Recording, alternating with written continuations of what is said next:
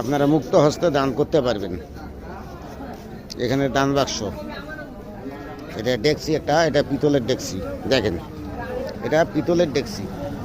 এখানে দান খয়রাত যে নিয়েতে দান করবেন ইনশাআল্লাহ তার দান কবুল হবে। আর পুরুষ মোবারক চলতেছে।